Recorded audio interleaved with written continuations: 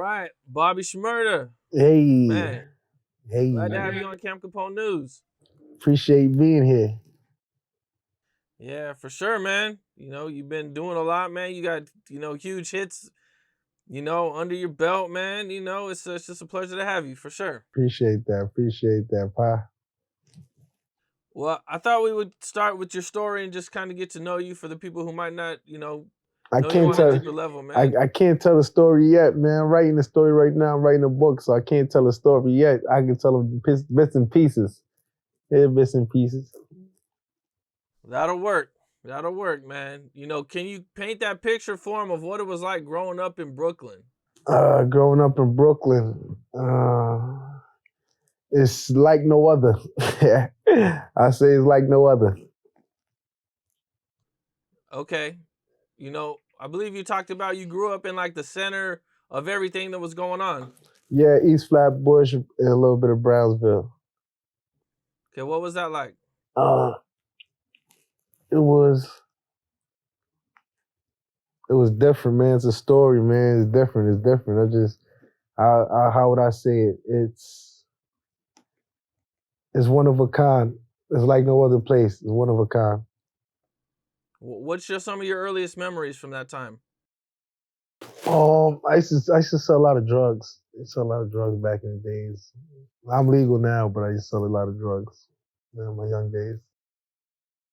Okay, I mean, you do have your famous line from your biggest song. That's quite young, man. How'd you get into selling drugs at such a young The age? I always been a businessman. I'll say I used to sell water on the corner when I was 7. I always been a businessman. I always got it.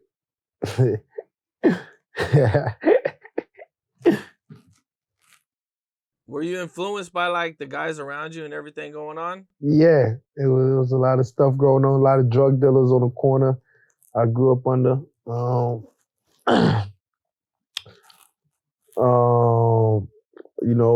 Old school gangsters, like that. Did that, influence you to want to be in the streets a lot? Like, what I'm saying? What effect did that have on you? I don't feel an influence. Mostly, I feel it was like, how would I say? Because I wasn't really influenced by the streets. It was like first nature. So it was like more influence. I was born there, so it was nothing else to go. You know what I'm saying? There's nowhere else to go. So that was just that. So I wouldn't say I was influenced by it because I got out of the streets. So I wouldn't say I was influenced. I said my influences was to get money, definitely. I definitely get money. So the streets wasn't my influence. People who ran the streets was my influence, yeah, but not the streets. I didn't get motivated by the streets. I got motivated by the people that was in the streets. That made it out. That made it out. Okay, so the money made a major factor even at that young age. Man, that's so young to be having such a focus on money. When you like that's all that's really going on, really, is they's getting money outside of troubles. Either you getting in trouble or you was getting money or you was getting both. What was your family life like?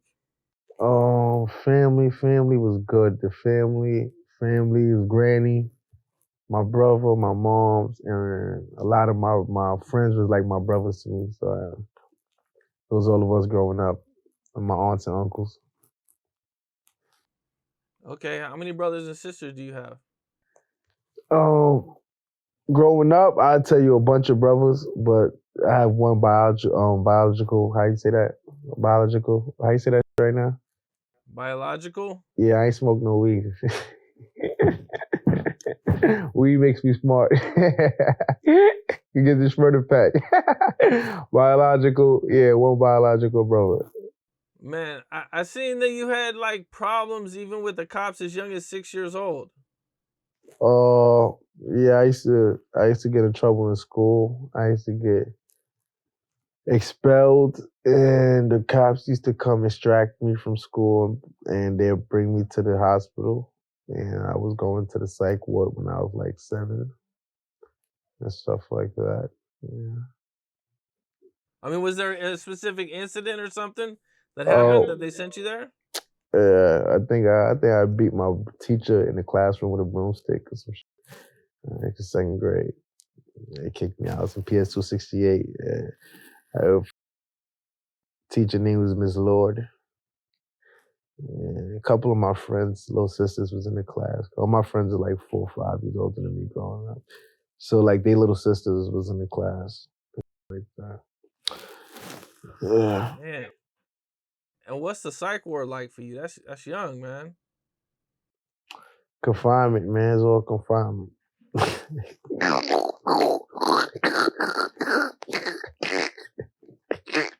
Dang. Ew.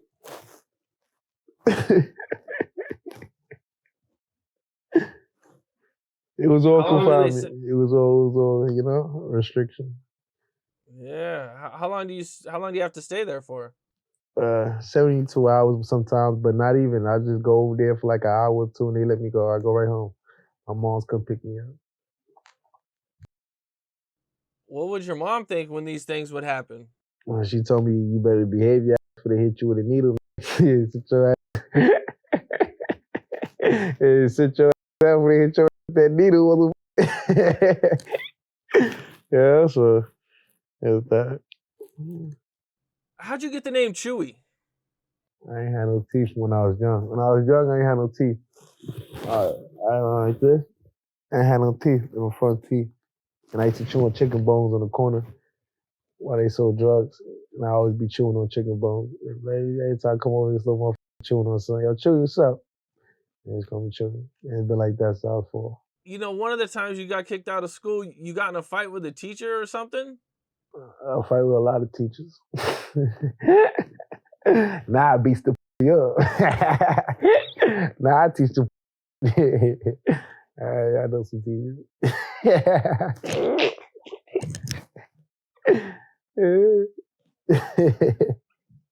What was going on with the teachers that made you so you just didn't like being there? You didn't like the work?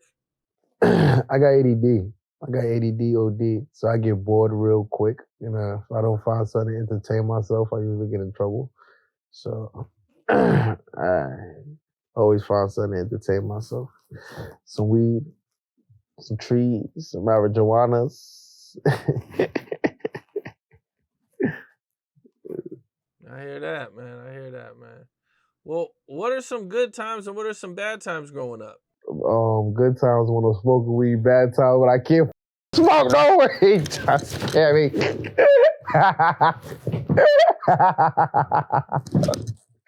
No, good times being out of jail, man.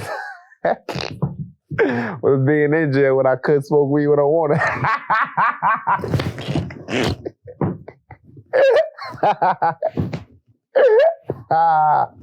Yeah, everybody's over here laughing, kid.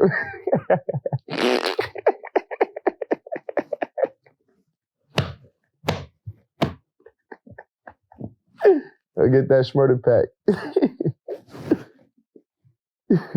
How old were you when you first went to jail? Like 12. 12 years old, man. What was going on at 12 years old? Fighting, not going to school, selling drugs, robbing people, doing a lot of dumb shit. A lot of stupid shit. Doing a lot of dumb shit. Did you first do like a long time for that, or was that just quick time? Quick time. Okay. A month, 2 weeks, 2 weeks. Yeah, ain't that. How did your mom feel when she found out you were in the streets? She didn't like it. She was mad. She didn't like it. She didn't like it one bit. She was mad. Did she ever kick you out for anything, or you know what I'm saying? Try to for having guns. I had guns out. How she kicked me out? She found too much guns. She kicked me out the house. Well, sure. She found like 5 guns. She started yelling, why you doing in my room? I told her, what you doing in my room? She's like that, you know. What about your dad? I think I seen your dad was in jail. Yeah, Pop's been in jail for like 2 months. 2 months old. Mm-hmm.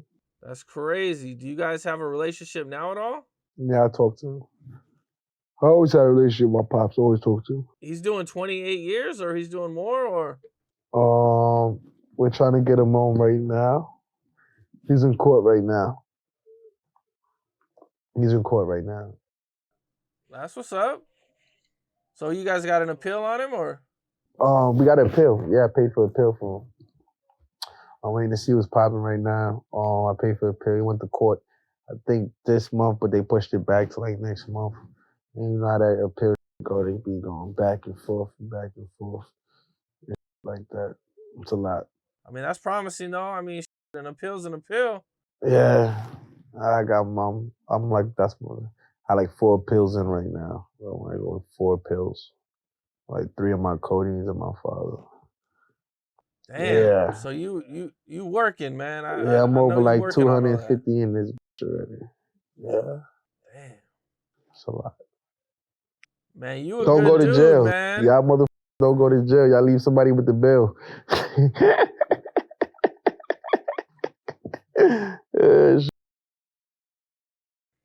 Man, you're a good dude, man. Looking out for all those people, getting them out of jail. That's dope, man. Well, what was your experience growing up without a dad? Like, did you hear any stories about your dad, or what was that whole situation like? I heard a lot of stories. I heard he was a solid dude, crazy motherfucker. A lot of my friends are Capricorns. Crazy motherfucker. They're solid though. Some crazy motherfuckers. How old would you say you were when you jumped off the porch? I was off the porch since I was 4 years old. I was on the corner since I was 4 years old. 4 years old, got out the streets when I signed my first deal, like 19, 20. 19, actually 19. And then went to prison like 3 months later when I turned 20. When I turned 20, went to prison. 6 years. So I was out the streets for like for 2 months. Then I went back to prison. I've been out the streets now since I've been home like 2 years and a half. Now it's good, it feels good. That's good, man. You gotta stay pushing, man. I seen that you never went to junior high. Nah, I didn't go to junior high. Well, I was assigned to junior high, but I never went there. I went probably like once or twice when my mother dragged me. And as soon as she leave, I walk right out the side door. And that was it. But I don't know what junior high and high school looked like, to tell you the truth. I don't remember it. We probably went like twice, 2 or 3 times when ACS came to the house. And like, you gotta go or else they gonna take you away. Then I go. They leave us alone, then I don't go back. Then they come back, then now I'm working with ACS, helping kids now. Ain't that a motherfucker? How's that going, helping kids? It's good. We got a nonprofit. It's called Prevention Before Cure. What's it like when those kids see you? It's good. Emotional, it's spiritual, it's love. It feel like something that been need to be done. That's now getting done for the kids because they don't really have too much people that comes back and see them. Like I see all the, influencers. I would say they go to the prisons, but nobody really goes back and reach into the juveniles. And now that I go back and I reach into the juvenile, because I was there, I get it, I feel them. So I go back and I reach into them and I talk to them. Do you feel like that they look up to you because of your past, or like what do you tell them to try to deter them? Some of them even know I was in juvenile really till I came and I talked to them. And when I talk to them, they feel better now because they like, oh, Bobby, he was here. I'm like, yeah, don't tell nobody that. Oh, shoot, you know what I'm saying? A little bit different now, you know what I'm saying? Don't be telling people that about here. You know what I'm saying? Chill. But yeah, I come and talk to them though. I talk to them and I tell them that if I could come through here and become whatever I am, I'm independent as self-made. I ain't got no labels, ain't got none of that shit. And we still, we look good, we making money every month, we got residual kicking in, you know what I'm saying? We growing more and more, and I tell them that, if I could do this, y'all could do way more.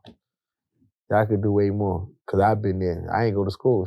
And after y'all done got GEDs and diplomas and this and that, that showed me that y'all could achieve. and y'all got discipline. If you got discipline to stay in school, cause I ain't had no discipline. If you can stay in school, and you guys discipline. You know what I'm saying? So I just teach them like that and a whole bunch of other shit. Where to put their focuses at. Now, being in there working with the kids, you know, knowing that's a place that you came from, you know, is there some kids you like just go, man, I wish I could help this guy, but I could tell, man, he's just on a bad path. I didn't see none of that. I think they all on a bad path, and I'm helping them see a better path right now. Cause I feel like there's no such thing as like going badder. It's like once you're on a bad path, I feel like you're there already. You're at rock bottom, so all you gotta do is go up now. You gotta just get up, and they just need that little get up. You know, that little tap. I hear that. What's it like going back though? Like it being there as a kid, you know what I'm saying? It's emotional. You know, sometimes emotional. You see them how like we used to be. And you look at them and you're like, damn, we used to look like that 10 years ago, like that 10, 15 years ago. And you sit there, you look at that shit like, damn, 17 years ago I was in here. What the f was going on? And you're like, damn, that was me. You know what I'm saying? And now that you see it, you know what I'm saying? I'm about to be 30, so now I can see this shit now. I was like, yo, what the you know what I'm saying? So that's what it be. Did you get in a lot of trouble when you were there? I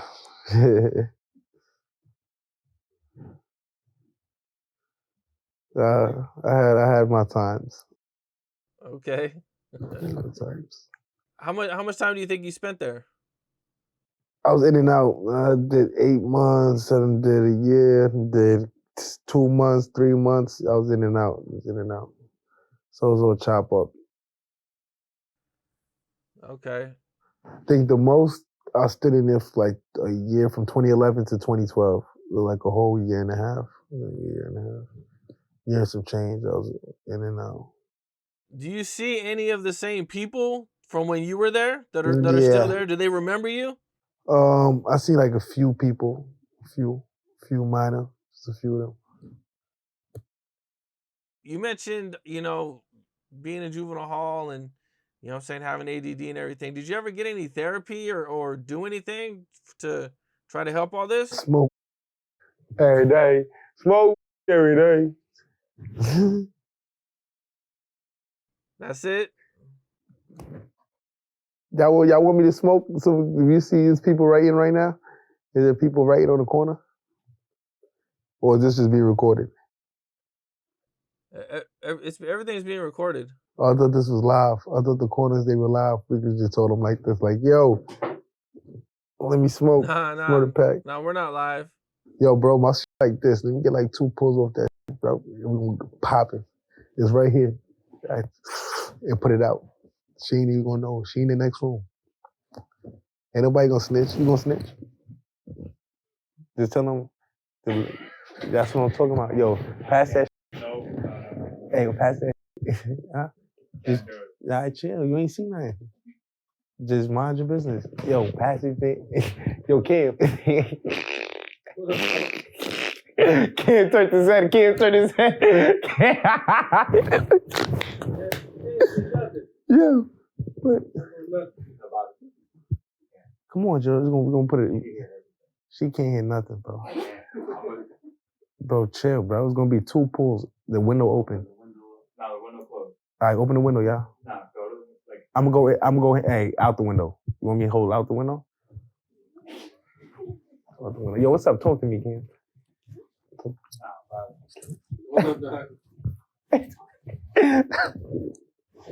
Yo, bro, listen. I'm looking for a assistant right now. Anyway, how much they pay you? I'm paying $1,000 a week. That's $57 a year. What's up? What you want to do? And they got bonuses. We go to Dubai. We're going to Dubai on Saturday.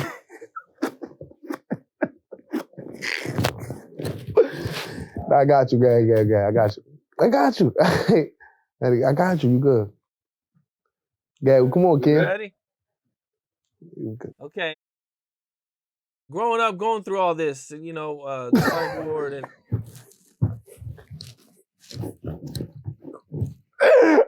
What's up, All right, come on, Gail. Come on. All right, bro. You play. Now, growing up, going through everything that you went through, the psych wards and being kicked out of school, did you ever get any therapy or anything like that? Yeah, they tried to put me therapy. But that didn't work out? Nah, it didn't work. You ain't drinking? You take a drink, turn it you. Nah, it didn't work. I started smoking some weed. I smoked weed every day. How young were you when you started? I started at 10 years old. Okay, and you talk... Yeah, I started smoking weed 10 years old. Funny, I'm sorry. I'm mad at you, funny. Yeah. Nah, that ass. I started smoking at 10 years old, Cam. Did that help you at all? Did it look like it helped? Yeah. I still had a lot of more trouble. Y'all used to get my ass whipped every day before I started smoking weed, right? I get my ass whipped like 8 times a day, right? I get my ass whipped by the drug dealers. I get my ass whipped by the teachers, by my moms, by my grandmother, all in one day, all the time, right? Everybody in my hood just whipped my ass. Like, yo, this is bad, son. I just be like, I don't give a burn this shit down, suck my kick this shit the fuck up. I was turned, right? I was like, burn this shit down. Then I started smoking some weed. I'm like, yeah, I ain't got time for that. I ain't doing that shit. I started laughing, you heard? And none of all that had no effect on you at all? Nah.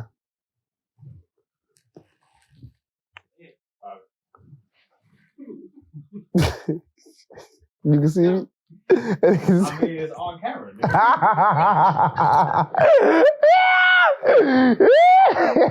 I'll be like, no one's gonna catch me. It's on camera. Yeah.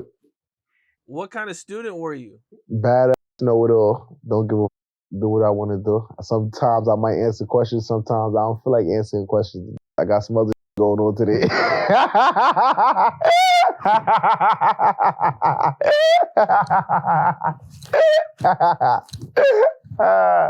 My bad.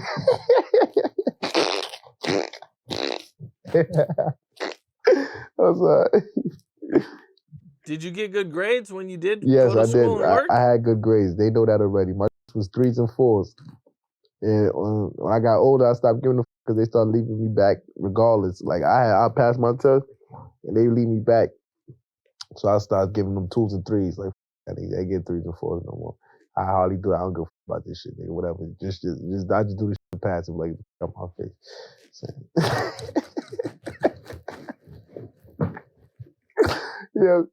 Yo. All right, smoke break. Come on, let me go out the window real quick, bro. I need like 2 pulls, bro. My ADD is kicking in, bro. This is not. I did 6 years in prison, bro. Y'all gotta let me smoke, son. I got PTSD problems. What's wrong with y'all? I got problems from they locked me in cells. Y'all promise you if it was up to me? They locked me in cells, motherfucker. They locked me in cells, and I had to wipe my ass with a t-shirt. You know a t-shirt? I had to wipe my ass with a t-shirt. They ain't give me no toilet tissue. Let me smoke, okay? Let me take 2 pulls.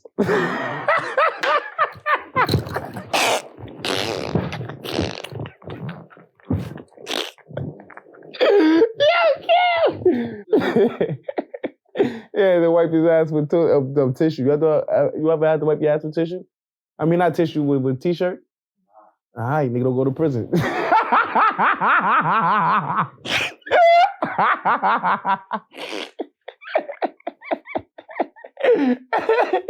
Oh, yeah, what up, baby?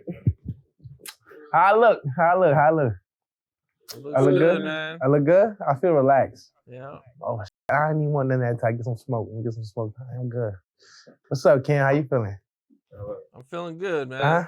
I feel like I look good. Doing good. I'm feeling good. I look good? Everything is good, man. Do I look good? Straight, man, you know? Yeah, y'all taking pictures too? Working. Y'all taking pictures too?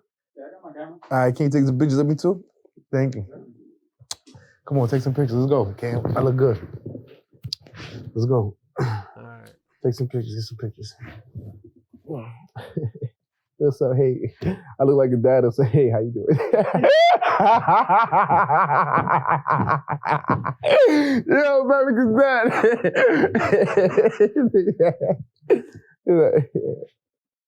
Hey, how you doing? Okay, we ready? Yeah, I'm ready. I'm ready when you are. Growing up, did you ever play any sports or anything? I was in 12 years. He said I was in juvenile 12 years of some crack. He played basketball. That's not me. Nah, Cam, I done trapped it all. Black calls, cat calls, we done maxed the ball. That's not me. We done rap the ball. Nah, I said, I ain't played no motherfucking basketball. They try to put me in basketball and they try to put me in football. The funny story is, right, I busted open in 4th grade. I was young. I was a little wild motherfucker, right? I busted open, some busting shit open. They call me suspension office. They're like, Mr. Pollard, why the f*** you did this? I'm like, you know what's up? Right on the same.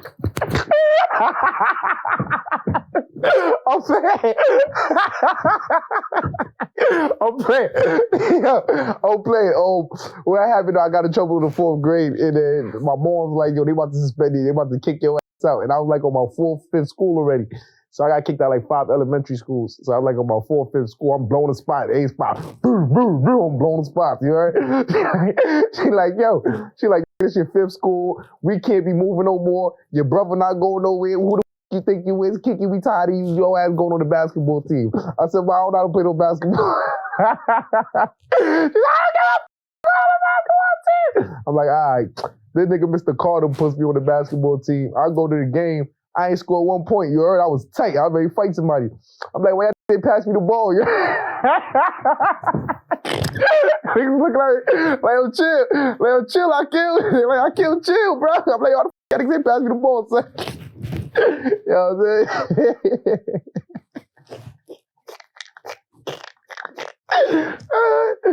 Yeah. You didn't last long on the team? Nah, I played 1 game, it was over. I played basketball in jail. Jail ball. They won't play with me in jail neither, bro. I'm like, yo, y'all ain't picking me, bro. Y'all ain't picking me for, bro.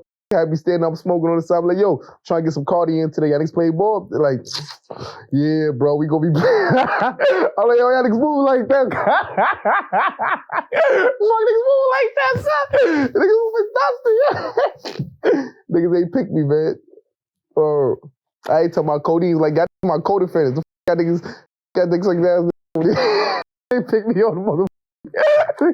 He's getting me tight. Niggas over here, all these niggas, they pick me on the team. I used to be tight. Hey, basketball, man. Dude. How did you learn how to rap? Like, did you look up to somebody or how did all that come together? DMX. DMX. If you want it, you get it, nigga. You want it, then come and get it, baby. Ride or die. What these niggas want. What these niggas want. That's my son. You looked up to DMX? Yeah, I looked up to DMX. And what, were you just like rapping on the corner? How did it all come together? DMX, that's, how would I say it? So me and DMX, I guess we was like, he's a fire sign, I'm a fire sign. I met the music when I was in 2nd grade. I fell in love with it. It was lit ever since, yeah. Ride on, die. I'm riding, nigga. Yeah. I fell in love in 2nd grade. It was lit. I was jumping on top of on lunchroom tables, and I said, it's the perfect theme music. It's the perfect theme song. Lose my mind. Alright, my back. I'm having too much fun. Come on, I gotta stop. Listen, this is what happens. When you ever talk to yourself, they put you in a cage or some places by yourself. You start talking to yourself, You start finding out you funnier than you thought you.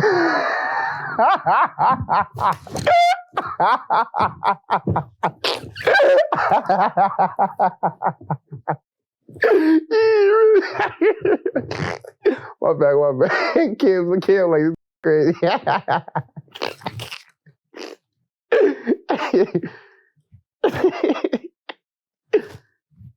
Okay. What was your first time in the studio? My first time. What studio? The studio in the hood or like a studio, like official studio, like some the studio in the hood professional studio or the studio. The hood studio when you were growing up. Yeah, that was in our cribs. We used to make that shit right in the crib. Put that shit right in the cup, put that right in the room. You know, we put the cup, we put the white plastic cup, the styrofoam cup, put the headphones right through that, and the homeboys be right down in the basement making a bunch of songs all day. That's what they do all day. You go downstairs, I'll be robbing somebody, I come running the house, them niggas downstairs rapping. I'll be like, all right, I can't go outside right now, so I'll be chilling with them niggas. I'll be like, all right, let me around, you know what I'm saying? I get bored quick. I start around doing you know what I'm saying? Man, started rapping. I ain't gonna lie, that's how it happened. Do you feel like you had a natural talent for rapping? Like it just came easy to you? I feel like I didn't take it serious. I never took it serious. It was just like something we did when we bored, or if I'm there, I'm there. You know what I'm saying? I did like, we like, oh, we going to the studio. Then later on, when niggas start getting some stuff, I was getting free. I ain't had to work. Now listen, I'm a motherfucker. I had to work a lot in my life, so I sell crack. So when I ain't got to work, it was like, you know, hold on, nigga, it's late, you know what I'm saying? I was gonna get a whole lot of free, you know what I'm saying? I ain't had to smile, I ain't had to do nothing. It was just kind of hi. I'm like, hi. Nigga had to talk, none of that. Before, let me tell you this, before about, right, they used to see me back in the day, they chase me and they used to be like, yo, you gonna do me dirty. I can see it already. I'm like, what you mean I'm gonna do you dirty, baby? She was like, no, you gonna do me dirty. I don't trust you, but now they be kind of trusting me. They be like, Bobby Shmurda. I'm like, I know. What were the parties like when you were growing up in your area? It was Jamaican. Bad man. We wear white socks. Bad man thing.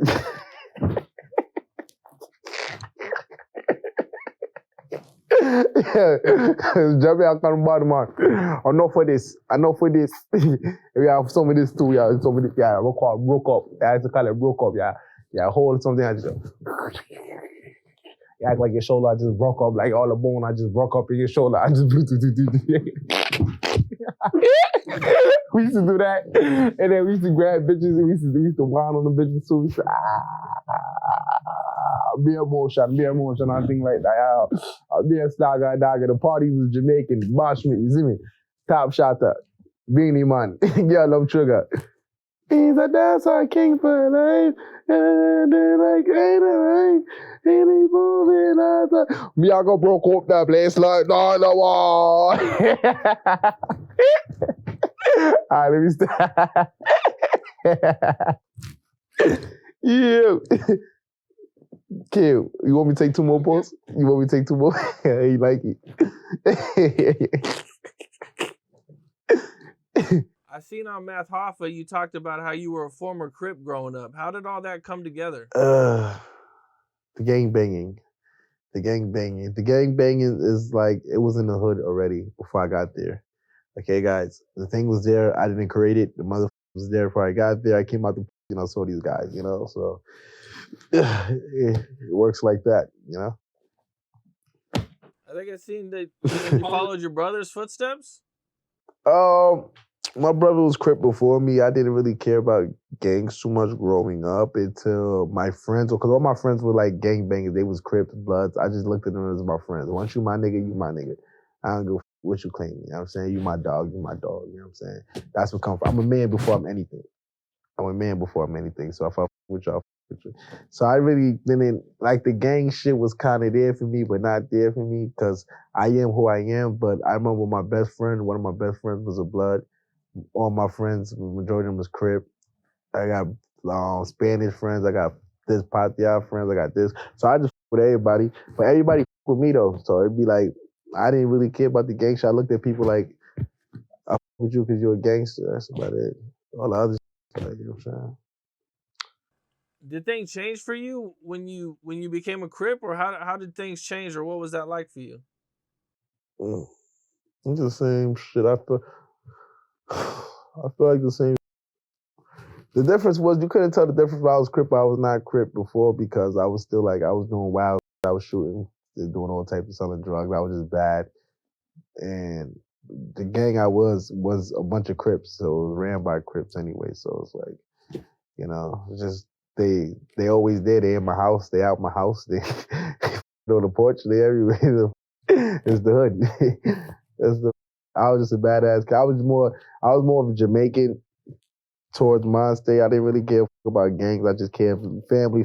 I look at it like family type shit. So the gangs was like secondary, family first, then secondary. And blood doesn't make you family where I'm from. It's loyalty. I hear that. About one thing. Yeah, that's it. Did you graduate or did you ever get a regular job? I came from juvenile and they made me get a job inside the pool. They made me work when I was on like a juvenile parole. They call it aftercare. And when I was on aftercare, they made me work for like 4 months. And then I was selling crack while I was working. And then she was like, what the f-? And I had to go there from like 1 to 5. So it'd be difficult because I had to find somebody to get the shift. And I'd be like, yo, I got to go do this shit. I'll be right back. They be, where you going? I'd be like, I got juvenile. I got to take care real quick. I'll be right back. And I drive all the way up there, boom. I was like 17. Shit. And my little man Flock used to hold the spot down for me. Flock Slice, they hold the spot down where I leave. And I go to thing. So crap. How long did you have the job? I had the job for 4 months and I turned 18. Once I turned 18, I was good. They let me on parole. I mean, not parole, the aftercare. And I was a free man. I was a free agent running around.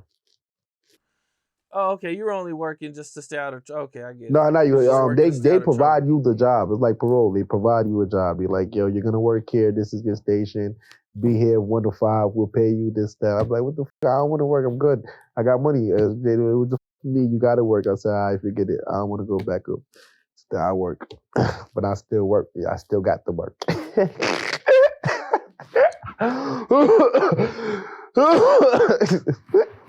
Yo, what are we at? I can roll up right now? I'll wait. I had seen that people were paying you to go to the studio. They were buying me clothes, bribing me. They were bribing me. So they'll buy me clothes. They'll buy me weed. They'll buy me liquor. They'll buy me all the accessories in the hood that you need. That costs a lot while you're in the hood. And they say, take your ass to the studio. And I was hard-headed when I was young. I look at them like, man, get the fuck out of here. Got talking to a nigga. Take your ass to the studio. And then it ended up paying off, you know. It paid off. I made a song. They liked it. The hood liked it. They kept telling me to shoot the video. They brought the cameraman. They went and brought me a thing, all that. They kept telling me shoot the video. I'm like, yeah, whatever. They keep trying to bring me to parties. I'm like, yeah, man, I ain't going over there. Got talking about. And it happened. It finally happened. Were they just trying to keep you out of trouble by keeping you in the studio? I feel like they were just trying to keep me out of trouble. At the same time, I knew what I could take and what I couldn't take. And I'm like, the industry is not for me because I'm in the streets. You know? I hear you. I was in the streets. Well, you eventually do shoot the video. Yes. For your biggest song ever. Not my biggest song ever. My biggest song ever has not been released yet. Well, your biggest song to date. Okay? Yeah, so. Your biggest song so far. Say that so far. It's sold 5 times. Five platinum. Sold 5 times platinum. That's good. That's crazy, man, to do that right out the gate, man. I seen you didn't even really want to shoot the video. Nah, I made the label like 178 million first 6 months. I made them like 178 million. What was that day like shooting the video? The day? I don't remember that day. I remember that day. Nah, I do remember the day. I did some that day, but I can't talk about it because it's going in the book. The day of the video was some crazy that happened, but I can't talk about it till it's in the book. Gotcha. Okay, you shoot this video, and it blows up from the gate. Yep. Man, what was that like, man? Kind of, you're not even really taking music serious at the time. You don't even want to shoot this video. And you shoot this video and it just goes crazy. It's like when a video go crazy, it just show me what I'm destined to do. Well, what's time to walk into, you know, the journey of the life is time to walk into. So I'm just taking my footsteps into that journey of life. So that's all it showed me that day. It showed me like you can make plans, but God got different plans for you. You feel me? Or nah? I hear you. Yeah. Well, is there any one specific thing that made you take rap serious? The influence. At first it was the money, then it was the influence. It's the influence. The influence. I mean, if you knew how much money you could make, do you think you would have took it serious a lot sooner? Hey, if I knew I could make them $178 million, the first thing, I'd have went independent long time. I'd have never signed a contract. I'd have went independent long time ago. Okay, take me through that, man. How did you? I believe Shine Money XL kind of brought you to the labels, or how did all that come together? If you ain't got nothing good to say, don't say it at all. Next question. Okay, how'd you find the beat? The beat is on YouTube. That shit was on YouTube. You know YouTube. That's it. Google You was search. just looking through YouTube, liked the beat, and recorded it. Uh-huh. Man, that's crazy, man. Okay, I seen you were in jail when the song blew up. I was in jail. I heard it on the radio. I was locked up for a gun charge. I was locked up for a gun charge, some shit. I was like 19. I was in Rikers Island. I was an old boy. And I was laying down. It was like 2, 3 in the morning. I was listening to the radio, I think, and I heard this shit. It was at night. Me and the old man. And I was telling the old man right next to me, I'm like, yo, this is my song. And he looking at me like, yeah, get your ass out of here. I'm like, yo, Pot, it's my song right here, nigga. And nigga looking at me like, I'm like, all right, whatever, my nigga. I start laughing because I already could tell. I'm like, this nigga ain't gonna believe me, my nigga. I'm like, all right, whatever, my nigga. I didn't even go. I'm like, this nigga ain't gonna believe me. I ended up getting out like 3 days, 4 days after. 3, 4 days after. Went to California, had some fun, a whole bunch of shit. Came back to New York, got locked up. Not there.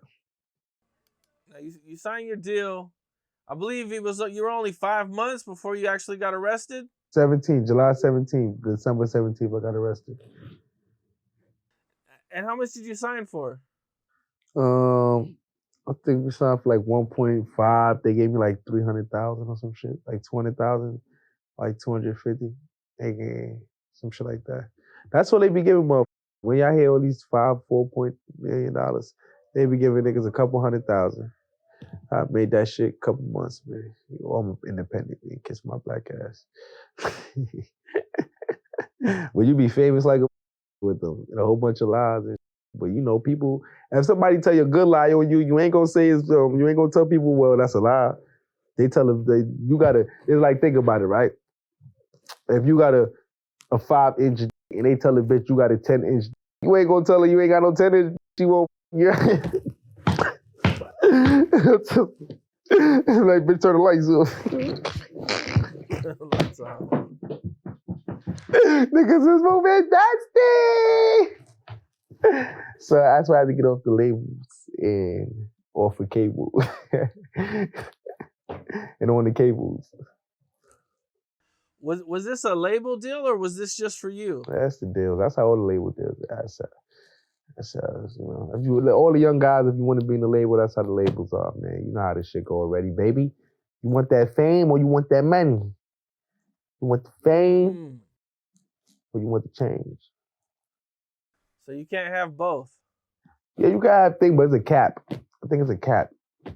So that's what I mean. Like, it's a cap of where you're gonna go. You understand what I'm saying? No. Yeah. So Like the people that own this shit is gonna be giving you is gonna be giving you like $10 million thing, but their house is like $30 million. That's just one of them. You know what I'm saying? So I'd rather be the owners than a person getting a little 10 million and giving you everything. You see what I'm saying or not? No, I hear you. I mean, it's like any business, really. I mean, you even look at like the NBA. Kobe made a load of money, but believe me, the Bus family made a lot more. So I don't know about the NBA, but Yeah, I get it. Yeah. December 2014. You guys are at the studio. Yeah. Can you kind of take me through what happens? Oh, the police, man. The police, man, they come for me, man. They come for me, man. They come for me and my friends. They come for me and all my friends. They come for me and my friends. Yeah, they came for my black ass, man. And they locked us up. And caught a couple guns, a lot of guns like that. Where were you when you got arrested, like, or when they first caught you? I was outside the studio in the car. They pulled up on you, arrested, and they raided the whole place? I can't tell the story. I'm writing a book right now, man. The fuck, man. Yeah, they locked me up, baby. They locked me up outside the studio. Okay? I'm writing a book right now. You can talk about that. You want to talk about me writing a book? We'll talk about me writing a book. I'm writing a book right now. I actually do have some questions about your book, but they're kind of towards the end. Huh? So they're kind of towards the end, though. You know what I'm saying? Okay. All right, so I got locked up outside the studio in a car. I can't say everything that happened because the book is going to be a lot of shit in the book, y'all. It's going to be a lot of that tells all the details. It's going to be word for word. They're going to be like, damn, I didn't even know all that shit. He's going to explain so I can give y'all the scenario, but the details I can't give y'all. You understand? But we did get locked up. I got locked up inside a car outside the studio, and the rest of them got locked up in the studio after. And, so and so. Now, did you have any idea that the feds were on you or anything like that? It was not the feds. It wasn't the feds. I don't do federal things, okay?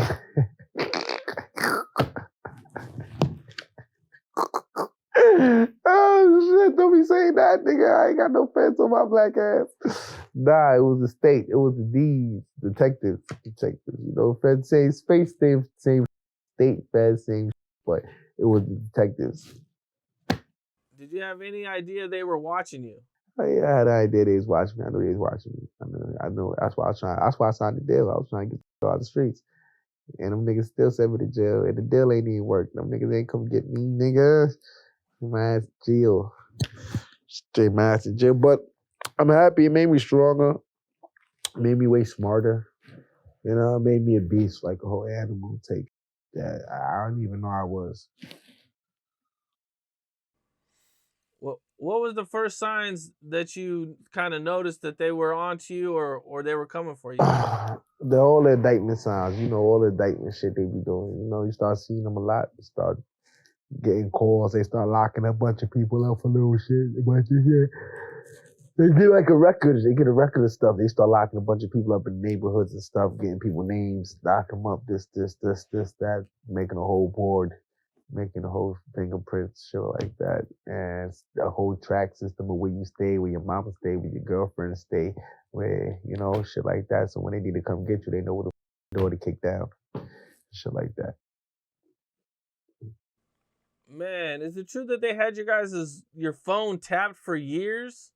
This is good. Which is that? Sorry.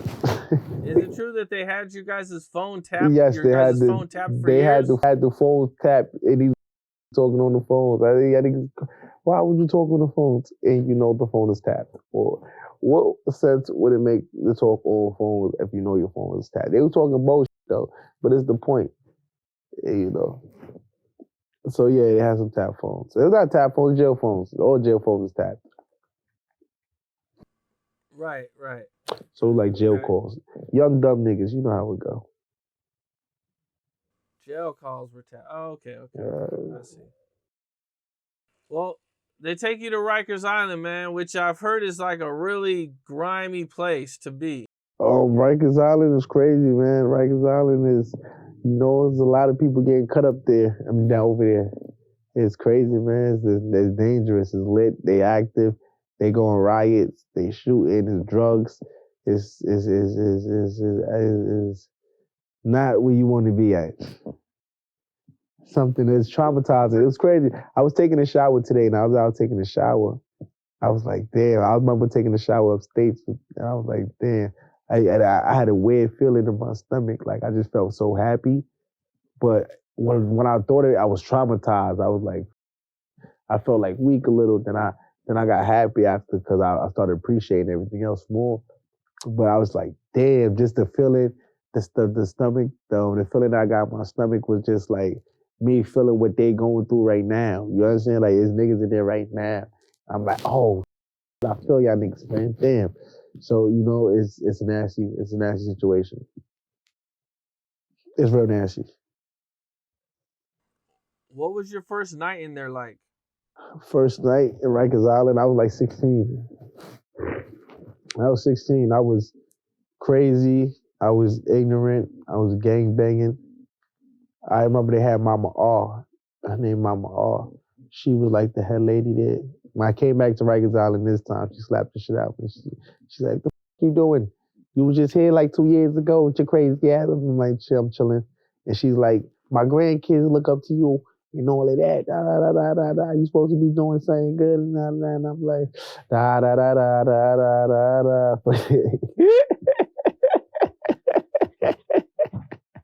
And I was I was in trouble. So now I go back and talk to them. But my first time in Rikers Island, I was like 16. I was a little wild. I ain't give a my friends just died. I had guns. I didn't give a man. And now you go back, and this time you're 20 years old? Yeah, I come back the next time. And I went back again a couple of times, like 2 times. Then I went back when I was 20. Okay. And what was that first night like for you going back? They put me in like West facility. It was like different. They put me in like isolation. I was isolated though. Like this time in Rikers, I was isolated. I was in Rikers for like 2 years, damnly. I went up north November, 2015, and I was in Rikers Island December 2014. No, I was in Manhattan House actually, and I came to Rikers. But listen, Rikers didn't want me. It was a whole bunch of shit. They used to kick me off Rikers, and I used to be on Rikers, and they kicked me off, and it was just crazy. I don't remember that shit like that too much. It was just bad. It was very traumatizing. It was very traumatizing. There's some traumatizing shit going on, man. It was some painful shit. You know what I'm saying? It was people yelling every night. It's just crackheads. You got people. I've seen some crazy shit in there. I don't want to talk about. That's just, you living next to the that's on this. You see the motherfucker on the corner right now. You living next to those homeless people. They wilding in there. You'll be right next to a homeless person, be a neighbor. On Rikers Island, you can't do shit about it. Well, you can move the cell, but you ain't supposed to do shit about it. That type of place you do not want to be. You know what I'm saying? You be around some motherfuckers who ain't got nothing to lose. Yeah. And then how you ready to lose it? You know what I'm saying? It's just crazy. It's traumatizing. Every time you talk about that situation, I don't think it's gonna be like, you see me grabbing my pillow. It's a traumatizing thing. Well, your pillow, y'all pillow. It's a cool pillow.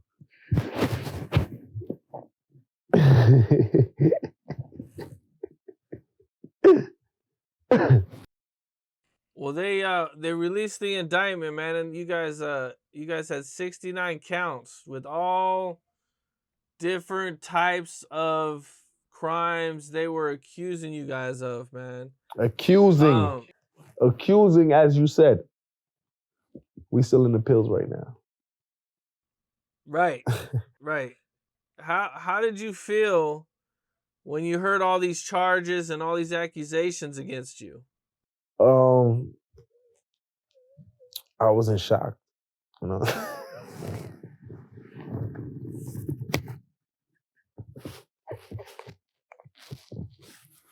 I was absurd. It was absurd. I'm like, what the all these allegations? These rambunctious.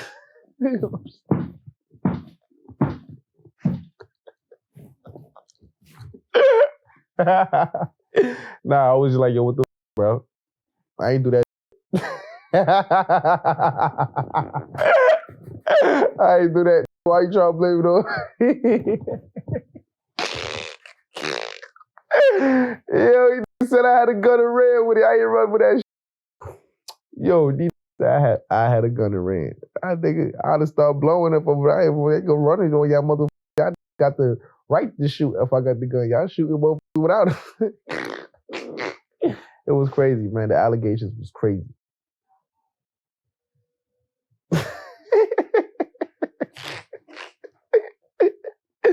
Yo. Now, did you like, you know what I'm saying? Were you like, oh, like this shit about to be over? Like, I might not see daylight again.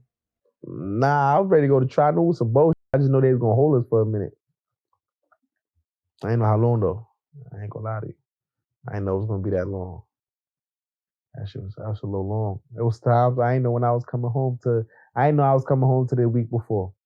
I'm like, damn, I don't know when I'm coming home, bro. I had to keep my faith. I ain't know when I was coming home to the week before. They gave me a date. Them niggas a date. They tell you, they just tell you, they keep switching the dates. Then they try to give you new charges and a whole bunch of shit, man. It's just nasty, man. It was crazy. I ain't know when I was coming home. Now, did they try to use any of your music against you? Nah, that's bullshit. That's bullshit. The music, I ain't go to trial, so nah. I ain't go to trial. Okay, now they had you on a crazy high $2 million bail. Yes, they denied my bill like 3 times. They denied my bill, bro. They denied my like 3 times. And they like, yo, we try to put 200 up. You know, I had 200. You know, I had a little something tough. I'm not giving a little 200. They're like, nah, you can't. I thought I was good. They're like, nah, you want 20, you want 2 million. I'm like, 2 million. I said, label and give me 2 million. They just gave me 200. Niggas gave me 200, cut. Niggas said, nah, you need 2 million.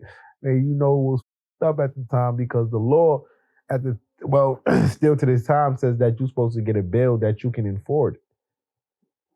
Not the bill that the judge think, a bill that you can afford. And we told the judge, like, motherfucker, I got a couple $100,000, you better let me go. I just got signed. Niggas just got, I was in some crazy shit, but yeah, I just got signed. And them niggas just got, you know what I'm saying? Long story short, they just got in my pants, man. They was wilding on me, man. You know what I'm saying? The labels, man, the crazy. The crazy, man.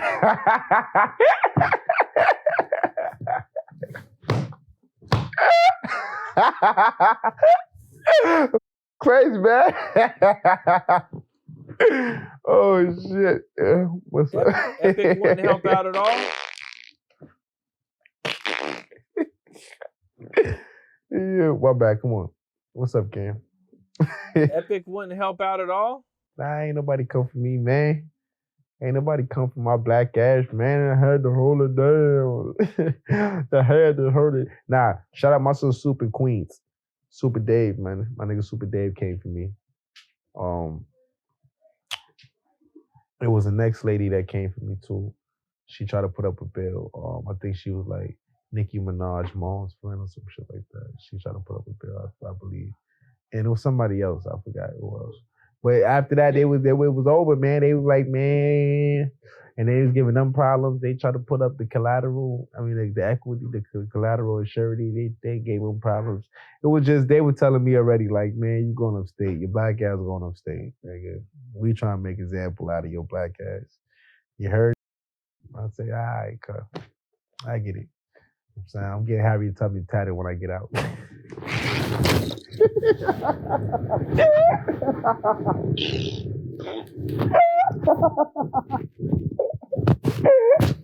He's a bad boy for life. I'm a bad. Did you say Nicki Minaj's mom was going to help out? No, her friend. I think it was her friend. Yeah, her friend. One of her friends or some shit. Cause they're like, yo, it's a friend. She's got everything. Or some shit like that. Some lady from Long Island. I'm like, word. Thank you. I thought it was like an honor or some shit or a friend or some shit. I seen that you had to fire a few lawyers. What all happened with that? Man, lawyers is bullshit, man. Fucking lawyers is bullshit, bro. Them niggas is horrible, man. And then I had one lawyer. Only lawyer I would say that was great I had was Greenberg.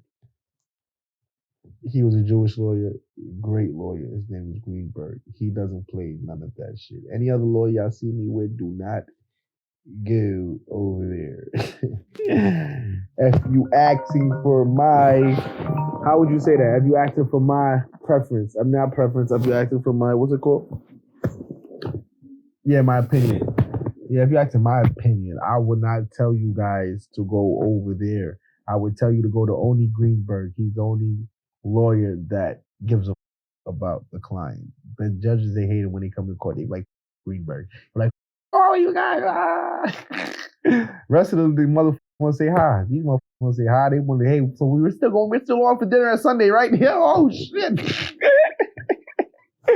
But, you know, shit. I still look good. I sell legal weed, bro. I got strains coming out. Strains, because I am the man. The man with the master plan. All right, well, you know, I guess you've been going back and forth with lawyers and the DA and everybody for a while, and eventually you guys agree on what starts out as a 5-year sentence? Yeah. And how does all that develop where you end up taking more time for Rowdy? They try to get me to do some way. They was trying to get me to, you know, some way they was trying to get me to, how would I say? They were trying to get me to take some time. They ain't have nothing on me, so that's what they pulled. They trying to get me to do some time, some way. They said, we got to get you as a number upstate. For some reason, I don't know why, but that's what they did. They wanted you off the streets one way or the other. Mm-hmm. How do you get the news? Your lawyer presents this to you and it's like, yo, you could do this 4 years lawyer, or man. 5 years? The lawyer. You tell you straight up. You taking your ass upstate. You take you're going upstate. Miss Pollard, you go, I'm paying you for a bitch. You go upstate. I was like, oh shit, they went, that's the And so, you know, you're the face, bro. You're the guy that's made it. You're making the money. You know what I'm saying? You know, in real reality, you could take your shorter time, get out, and probably even help Rowdy even more by sending him money. What was it? Listen, man. What was it that made you take more time? Sometimes it don't work like that, Papa. It don't work like that, can't. If the judge ain't work like that, judge ain't let me do that shit. Judge said, nigga, you with your little black ass. I said, me? I said, why me? He said, you with your black ass. I said, me? He said, you, yeah, with teeth, straight teeth. You going upstate. I said, oh, shit. How long? He said, 7. Oh.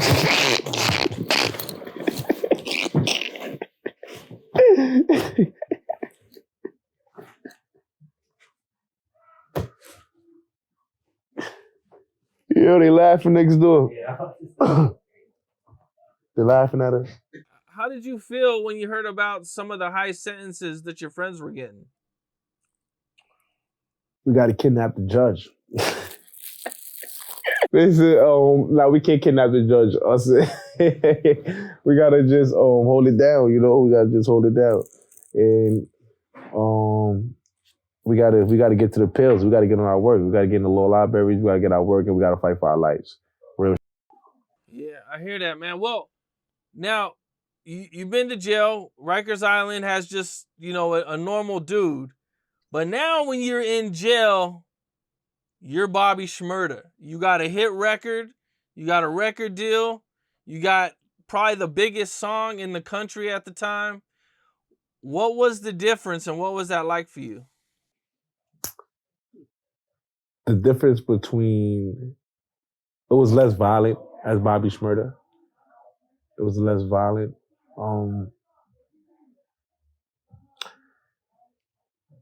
Before, I was more violent. I didn't give a fuck. Then when I was Bobby Shmurda, you know you got something to come home to, but at the same time you're in prison, so you still don't give a fuck. It's a battle between giving a fuck. Like some days you don't give a fuck, some days you don't give a fuck. So it's like that, you know. It's a battle between where do you see yourself in a couple of years? Like, because you still have your old habits because you grew up in these type of places, but at the same time, you see all your friends that you was growing up with in there. You see them. You see them with like, yo, I just seen y'all 2 years ago. Now I'm back. I'm Bobby Shmurda now. This and that. They like, you a rapper now? They call me Loco. They like, Loco, you a rapper now? I'm like, yeah, I'm a rapper now, bro. You know, and like that. After that, it was just more. I had the bag. I was just getting the bag, smoking a lot of drugs. You know, I was smoking drugs and shit before I was a rapper, but after I had like the big bag, so you know it was different. But in jails always was good though. You know, it was always good. I was always with them boys. What's it like when you run into some of your ops in jail or some guys you might not get along with? Oh, what's it like for them? Nah.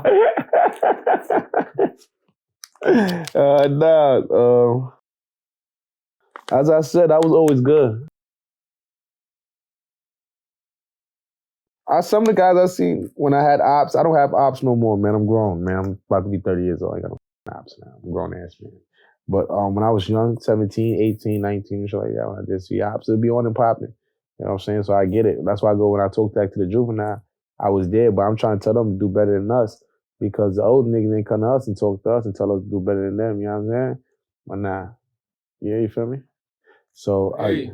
I go, I talk to them and I tell them to do better than us because we was doing this dumb thing. So I want to see human life evolving. I want to see my niggas evolving. I don't want to see us doing the same shit. I want to see a young nigga come teaching us and like, yo, look, I'm like, oh shit, look, little nigga off the block. You know what I'm saying? He's saying doing the same shit we done did. It's like we ain't going nowhere. You know what I'm saying? Or nah? I hear you. I seen you kind of touch on that you kind of had some brawls and situations when you were in jail, or, you know, there was times where you had to walk in the mess hall with, you know, a lot of dudes who might not have liked you, or. Yeah, there was some times like that where, you know, I ain't gonna say they ain't like me. They wasn't supposed to like me, but I'm Bobby Shmurda. Everybody likes me. You know how I go. Yeah. They wasn't supposed to like me though because of the neighborhood, you know, that I'm coming from. They didn't like that. They didn't like the community I was coming from. They didn't like the community I was coming from. But they liked the individual. So some tried, some fell back. You know how it goes. You know. Yeah, I mean, Rikers Island has a reputation for being a place with a lot of bloods in there.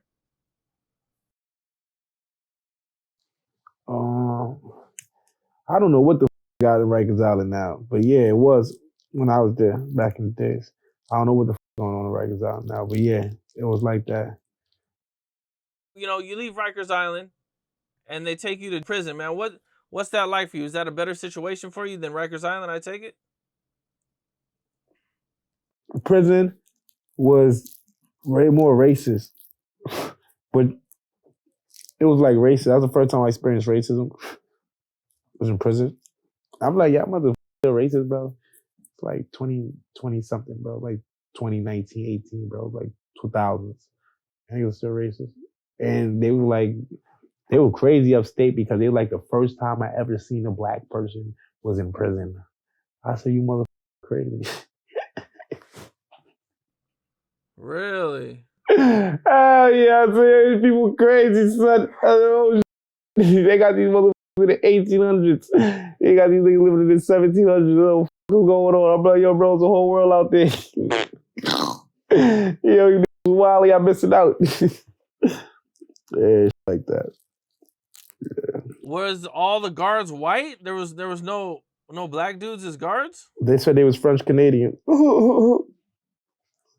The nigga said he wasn't black, he was French Canadian. That's what the is that? Sit your down, stupid. Stupid ass. Yo, bad. Oh, What kind of stuff did they do to you, or you know what I'm saying? What did you experience? The race, like what racism did you experience in there? I remember I used to have these white girls come see me. Yeah. I had all types of girls come see me. I had black girls come, I had white girls come, I had Spanish girls come. And I had no Chinese girls come by, you know. It was cool. I got some Chinese food when I came outside. Yeah, I ate that thing. I came outside. So I had this white girl come see me. She come all the way from North Carolina. And when she come from North Carolina, they make her sit down on the floor. They make her sit there all day. They don't even make her move nowhere. They just said to make her sit there all day. And they wouldn't let me come down and see her. And she come all the way from North Carolina, flew all the way across mother country. You know what I'm saying? The mother states. You know what I'm saying? Damn, that's. I know. It's some up and they tell me like, I put your hands around her behind your back and push you down the stairs and tell people you fell. I said, these motherfuckers crazy. I said, damn, nigga, do it like a man, cuz. So what all did you do in jail, you know, to keep yourself busy? I read, I wrote, I smoked. I read, I wrote, I smoked. And I worked out. I worked out a lot. I worked out. What kind of books did you read? Business books. Books about business. Okay. Yeah, books about business. I'm gonna say that books about business. Books about business. They don't know what type of books about business. Real estate, music business. All type of shit. I'm actually going into real estate right now. Actually. Okay, and I take it you learned a lot of the stuff from the books? I learned a lot of my business stuff from the books, not so much of real estate. I didn't learn real estate from the book. I learned a lot of business things from the books, like contracts and vocabulary and characters and people and places and things and companies and stuff like that. And what these people do and what they don't do, and what they should be doing, what they shouldn't be asking, what they should be asking, what they be looking for. You know the rules. And then I apply them after. You seem like a dude who likes to have a lot of fun. I do. You laugh a lot. You know what I'm saying? You know, you really seem like the life of the party, man. Can I smoke? You know, what was it like, you know, being in jail, man? Were you still like the same, or did you have to turn it down a little bit? It was when I was in jail. They was happy when I was there. You know, I made people bids go by fast. I was one of those guys. Always jokes. Always, what the fuck? You know, shit like that. A little bunch of shit. You know, shit like that. Then I got out. A couple people still there. A couple people got out. I'm praying that more get out. And we all get out. Ask me. You know what I'm saying? But you know how we go. I hear you, man. I still make them laugh over the phone anytime they do call me, though. Anytime they do call me, we laugh still over the phone. Okay, so you got some dudes who you were in jail with that you're still cool with right now? Yes. Okay, that's what's up. Well, who all came to visit you when you were in jail that we might know? We got Mano. We got Mano. We got Trav. We got Jada Kiss. We got Peter Guns. We have who else?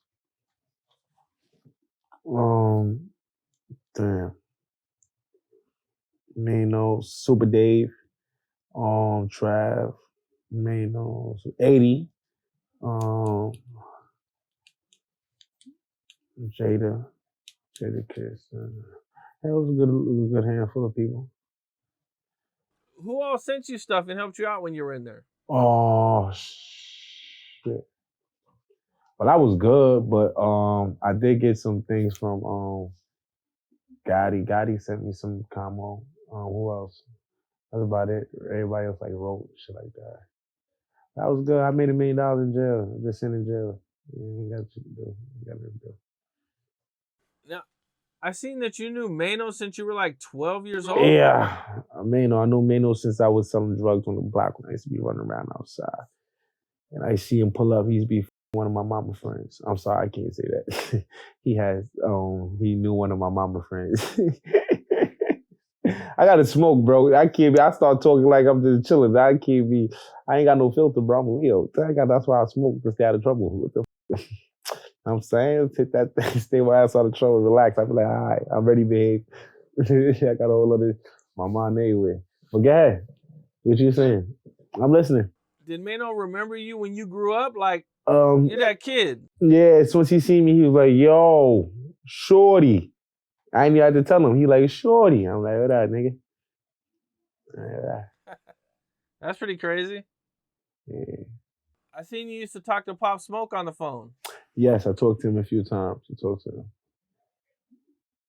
How'd that From go? the sound of it, he had a good head on his shoulders. You know, I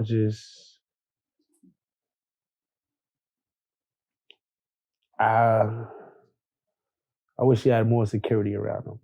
That's what I can say. I wish he had more security. Like all rappers do, I wish y'all all get more security around y'all. Y'all make it back home to your families because this is very important sometimes. People we want to leave this like gangster image up. But get security. Doing life, you gotta see murder in them niggas, and then you gotta pop smoking them niggas. It's two ways. You know what I'm saying? We don't want to do none of them. So, you know, move safe, move secured. And especially when you out of town. And when you in town too. Whatever you at, man. Just move safe and secured. Man, Pop Smoke was a huge loss, man. Like, Yeah, so man, he was just... I wasn't outside to experience the experiment, but I know I could tell from everything was sent and how everything I already knew. I felt from the way people talk, I could tell a situation, or the way somebody reacts, I could tell a situation or something. So I said, oh yeah, it's lit outside. And I was just mad. And I knew that when it get lit, the hate comes. So you got to know how to deal with the hate, you know, without you getting in trouble. Yeah, man. That was it was a sad situation. It's crazy. I was telling somebody the other day, this rap game is crazy. While you're in jail, you're still signed to your record label the whole time. They never drop you. No. When you're in jail, are you trying to get out of your deal? Like, yes. That's kind of... I stood in a record label for 7 years, 6 years and some change while I was in prison. Yeah, shit's wacky. Did they help you at all or do anything for you? No. No. And they just kept you on their label. Huh? And they just kept you around. Yes. That's crazy. Yes. Well, I seen you had a job in there. Where? In jail. Oh yeah, in prison. In prison, they make you work unless you want to get on the phone. If you want to get on the phone, they make you work. Okay. I mean, I know a lot of people were making a big deal about you only making like 10 cents an hour. I made $1 million in jail. It's not about the 10 cents an hour. Ain't nobody working for the money. We working for the product. I mean, the pros. We working for the pros and the thing. What's it called? The pros. You know? The benefits. Or get on the phone, get out your cell more. Shit like that. And how long did you have the job in there? I got fired a lot. Yeah. Okay. What did they fire you for?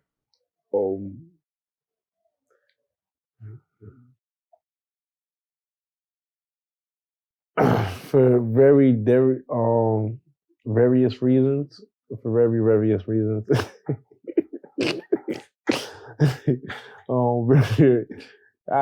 There's a lot of things they fired me for, man. You know, being in jail so many times, man, what do you think is like, you know, your craziest jail story that you could share with us? Craziest jail story. I smoked a whole quarter pound in 2 days. 2 ounce. I smoked the whole, damn near like a whole pound, quarter pound, in like a day and a half. And I was on like 2 pills. I was in that rolling like a motherfucker. I think the CO's one of the. What happened? There was a time when you wanted a haircut and the guy wouldn't give you a haircut? Oh yeah. Nah, he gave me a haircut. It just, we didn't get, it was some shit happening there. How you know about that? It's some shit happening. They gets a haircut. And somebody got cut. I don't know what happened. Somebody got cut though. They try to say it was me, but it wasn't me. I don't know what they talking about. You do this 7 years. You Six take of this chance. extra time for Rowdy. Everybody's praising you, man. And you finally get out of jail, man. What's that first day, that first breath of freedom like for you? The first breath of freedom, I had an orgy on a private jet. Smoked a lot of weed. Sucked a lot of ate a lot of food. Did a lot of things that was cool,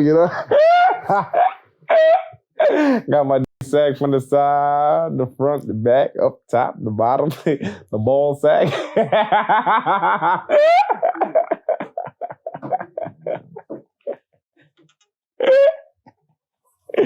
Oh, like that. Now, going to jail all those times, man, what did you take away from jail, man? Like what's your overall experience from all the times and everything you've been there? The thing I took away from jail is don't go back. It ain't worth it. It's not worth it. Don't go back. You do seem really determined to not go to jail this time. Nah, I ain't got time. So I stay away from motherfuckers that make it go. What was the difference about this time versus all the other times? Like, what is it that, you know what I'm saying? The change? Is it just growing up or? I think growing up. Yeah. I think growing up. What's it like coming home being famous versus coming home just being, a normal kid?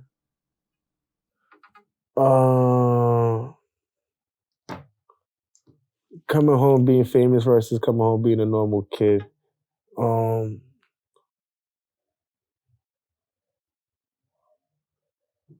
Coming home being famous was a lot of responsibility. Come home to a lot of responsibility. A kid is a kid. A kid's no responsibility you come back to. When you come home to as a celebrity or influencer or any man of power, any type of power you have to be responsible to teach. You have to be responsible to feed and teach. Even if they don't want to, you have to be responsible to do it. It's up to them to take it or not, but that's your responsibility. Do you think it was harder being in jail knowing that you had all this dope to come home to versus before it's you don't really got much to come home to except your freedom? It kept me occupied. It kept me knowing that it was a target, it was a goal. Well, you come out and you still want out of your deal. How do you end up getting out of your deal, and how does all that happen? I had to go and do it myself. I had to go in and do it myself. Okay. I think you were linked up with Roc Nation Management at one time? Yes, I did. I was. Okay. And how'd all that happen, and what was your experience with that? Oh, shit. Well, all that, I don't want to talk about that. I can't talk about, I'm on NDAs. I can't talk about certain amount of that, but Roc Nation helped me get off of Epic. Then me and them detached. Well, I think your most viral moment since you got out, man, was the NBA YoungBoy thing, man. How did all that happen, man? And, what's your thoughts on that looking back? I don't remember that. I don't talk about guys and rappers and stuff like that. I don't waste my breath on stuff like that. I'm a bad man. A bad man. The bad man. The dandan. Well, yo, it's all love. Ain't no blood on the street. It's all love. Okay, so I seen that you said that you were mad at yourself Yes. over that situation. Or for what? Over that situation. You said I was mad at myself? Or Yeah. did you say I managed myself? Now I wasn't mad at myself. Oh man, oh yeah, that I was on the internet doing that. I shouldn't be doing that. I'm about to be 30 years old. There's supposed to be nobody to get me out my character pimping. But it was I probably didn't sleep that much that week. I'm a little impulsive sometimes. So, things like that. I mean, so. But no, as I said, no blood on the streets. We good. Everything healthy. Everything's healthy. That's what's up, man. A lot of rappers would look for moments like that to go viral. What Nah, is it that makes you not want to do that? nah. See, the thing is, I get money, so I don't be looking for viral moments. A lot of rappers are like, they're like, how do you say this? They're like, a good kid trying to get in a talent show. Like high school, high school, they trying to get in a talent show and shit like that. A lot of them, not all of them, the majority of them are. So you're gonna get that type of behavior. Sometimes you can mistake one for the next one. I get it. You know what I'm saying? But nah, I ain't one of those guys.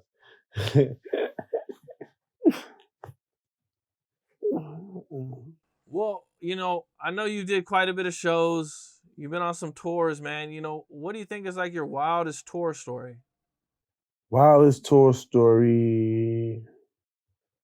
I don't have one yet. Honestly, I don't have one yet. I think they're still being built.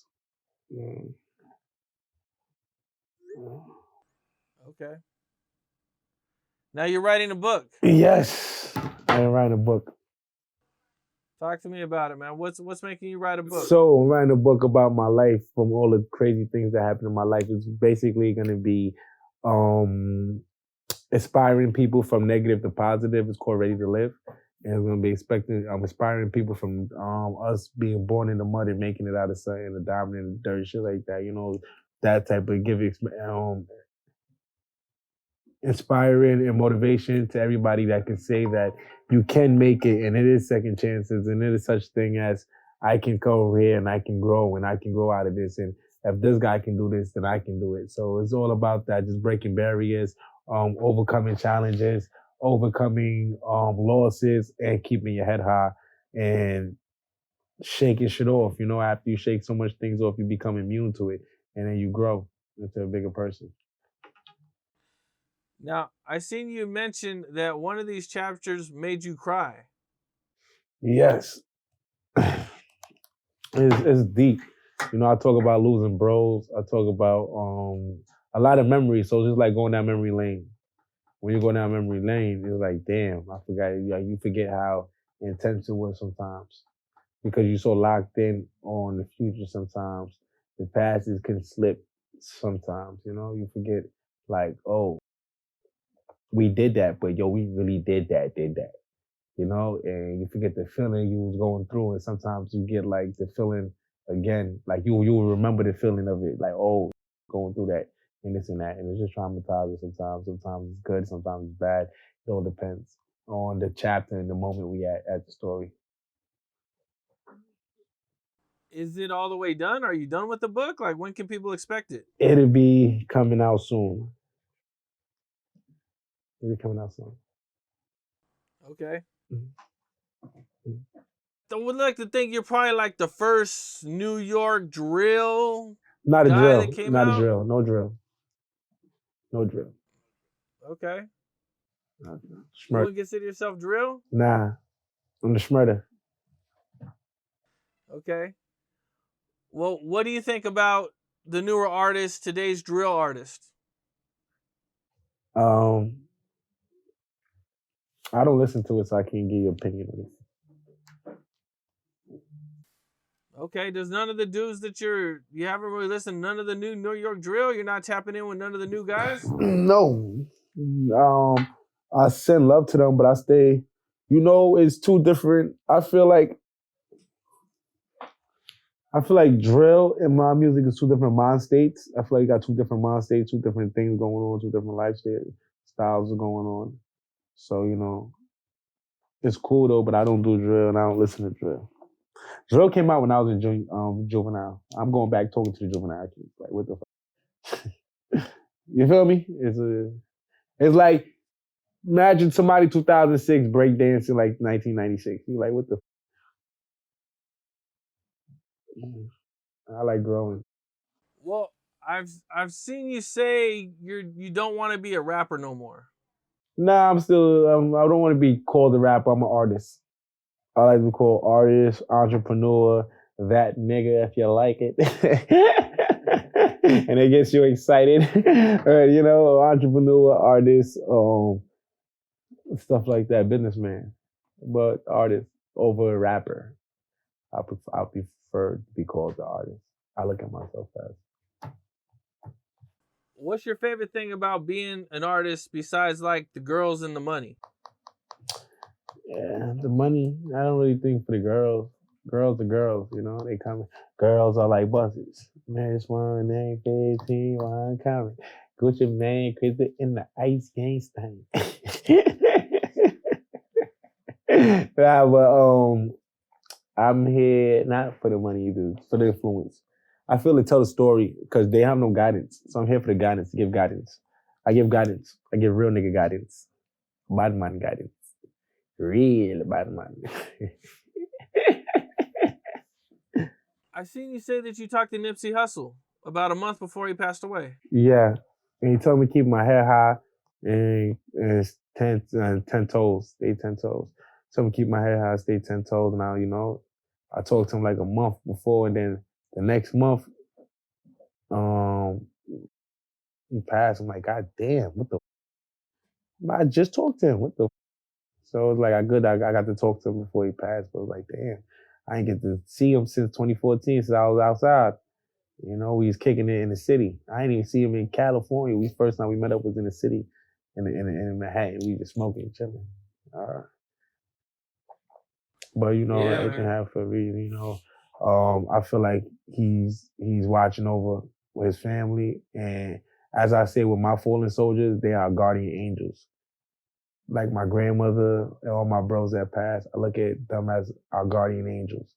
So I hope his family, I tell him that I want his family to know that I feel he's their guardian angel right now. And something special is in the family is going to come out very soon.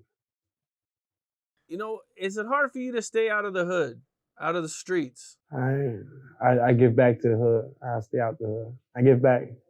I'm actually doing the giveaway this week. Okay. Yeah. Is it hard for you to not go back and hang out on the corner? Like, do you miss it? No, I do not miss it. I don't. Okay. Moving on. Doing more things than what you did before. Yes. And what all do you got planned for the future, man? What all you working on besides your book? So we got books, we got documentary working on. We're gonna be working on some film stuff. We're gonna be working on some new music. We're gonna be products coming out left to right. We got cannabis dropping. We got we got a whole bunch of stuff coming out. But I'm excited about the music. I'm excited about the products, and I'm excited about the book, and definitely the film stuff. Well, you're independent now. Independent as.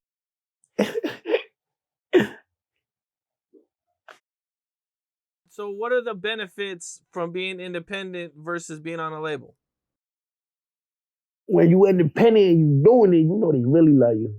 You know what I'm saying? They really love you. And even when you get any little hate while you independent, you know that you really that nigga. Because they got a whole machine behind them. You by yourself. It's like a motherfucker with a whole gang trying to fight one person. You that nigga. You got to know that. You always got to know that. And it motivates me. And the checks feel so much better when you make. I made millions when I was off the label. When I'm off the label, I didn't make millions on the label. I made millions now. Like I'm off the label. Seven. I just got contracts right now, 7 digits and shit like that. Well, I don't do that when I'm on the label. When I'm on the label, what the label, man. Slave ship. Yeah. I ain't slave ship. Yo, out of here. Yo, listen, Cam. The slave ship. You know how that shit go. What's up, though? We out? I appreciate you, man. I love you too, baby. Man, you know, quite a wild interview, man. You know. Yeah. What's up? This is Cam Capone. We got more content like this coming soon. So hit that like button, subscribe, and stay locked in to Cam Capone News.